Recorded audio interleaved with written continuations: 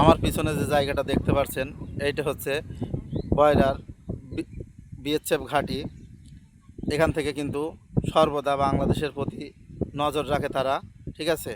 এ পাশে আছে ইন্ডিয়ান, এই যে দেখছেন ইন্ডিয়ান বাড়িঘর, সবই হচ্ছে ইন্ডিয়ান বাড়িঘর। এখানে কিন্তু অনেকে এর ভিতরে কাজ করছে দেখতে পাচ্ছেন।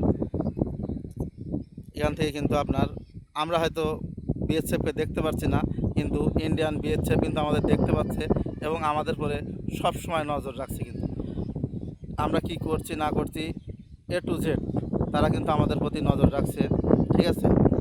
এই এই যে জায়গাটা দেখছেন, ঠিক ওই যে ব্রিজের যে কালভার্টটা দেখা যাচ্ছে, ওই কালভার্টের ওই জায়গায় আপনার কিন্তু বয়রা বাগমারিতলা সেই বিএসএফের ঘাঁটি।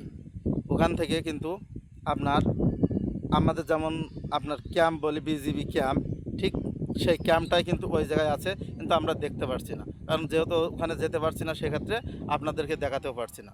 তাই সবাই ভালো থাকবেন,